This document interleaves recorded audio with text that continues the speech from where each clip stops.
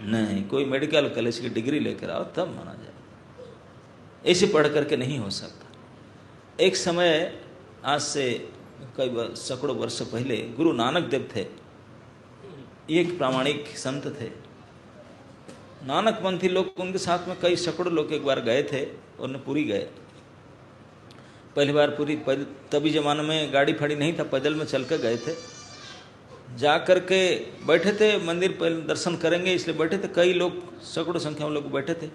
तो जगन्नाथ जी के जो पंडा पुजारी लोग जाते हैं, वो तो बिगड़ते हैं, बहुत गाली गुलज करते रहते हैं वो। तो देखे कि कोई बैठा है, चारों तरफ इतने सारे लोग घेर के बैठे हैं, उनको हाथ जोड़ के वो कुछ बोलता रहा, आके गाली दिया खूब। अच्छा हुआ कि उनको समझ में नहीं आया, उड़िया भाषा में बोल रहा था। लेकिन नानक देव बोले कि बहुत हमको गाली गलत है, क्रिटिसाइज कर रहा है। तो उन्होंने हाथ जोड़ बोले, ब्रह्मण्ड देव बताए क्या ना, तुम यह क्या कर रहा है, ये गुरुकुल यहाँ नहीं चलेगा, यहाँ साक्षात भगवान जगन्नाथ है, हम लोग सेवक है, आप बीच में क्यों आ गए? अब यहाँ बैठा रखकर हमको लेकर चलो, हम दर्शन करवाएंगे, हमको दक्षिणा दो, ये क्या चल रहा है इधर? बोले ठीक है, आपको हम करेंगे।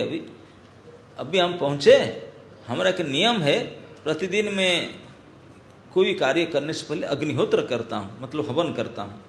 अब मैं यहाँ के नया हूँ, मुझे पता नहीं यहाँ कौन सा दुकान है, मुझे थोड़ा अग्नि चाहिए था, आग चाहिए था मैं हवन करने के लिए, आप कृपा कर दे सकते हैं? फिर हम आपके साथ चलेंगे। वो देखा कि इतने सारे मेरे मिल जाएगा, अच्छा इनकम हो जाएगा। गाली दिया, मान गया है। तो बोला मैं अभी लाता हूँ, माचिस ला कर दिया। तो नानक देव बोले मैं माचिस नहीं मांगा था, मैं तो अग्नि मांगा था। बोला क्या माचिस नहीं चाहिए? मैंने अग्नि मांगा था। वापस गया, बोला सोचा क्या दूं उनको, तो एक कैंडल ला करके दिया। बोले मैं कैंडल नहीं मांगा था, मैं तो आग मांगा था। समझ नहीं आया, एक जलता हुआ आग लकड़ी लेकर खाया। बोला ये लो आग। बोले आग थोड़ी है, तो लकड़ी है। गुस्सा हो गया, बोला फेंक दिया। बोला क्या बोलता है, आग कैसे आएगा बिना आधार में? कोई तो आधार होना चाहिए, चाहे माचिस हो, कैंडल हो, लकड़ी हो, नहीं तो आग कैसे लेकर आएगा? बोला मैं बात से आपसे इतना ही सुनना चाहता था, एक छोटा से आग को बिना आधार में हम नहीं ला सकते हैं, वो प्रचंड शक्ति भगवान बिना आधार से कैसे आ जाएंगे?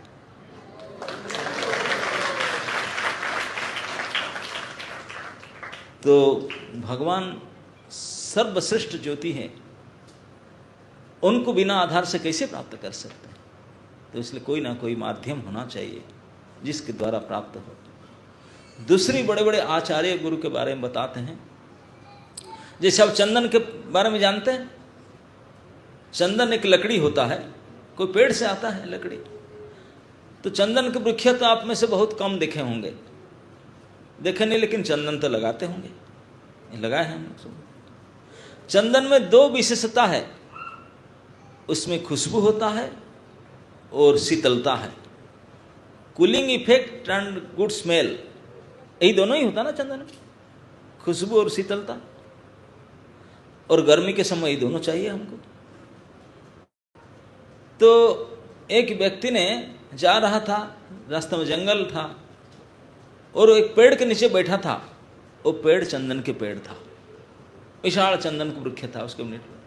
लेकिन ये उसे जानता नहीं चंदन पेड़ है करके, कैसे जानेगा? चंदन वृक्ष कैसे जान पाएगा कोई? सुगंध और शीतलता, ये सुगंधता और शीतलता को जानने के लिए माध्यम है हवा। बिना वायु के हेल्प से आपको जान सकते हैं? पकड़ करके, देख करके, सूंघ करके, सूंघे कैसे? हवा के बिना कैसे जानेंगे? बिना वायु से चंदन पेड़ के नीचे भले एक हफ्ता बैठो तब भी नहीं जान पाएंगे कि चंदन के पेड़ है करके। मैं इसी को ढूंढ रहा था ना। ठीक इसी प्रकार चंदन तरु हरि संत समीरा,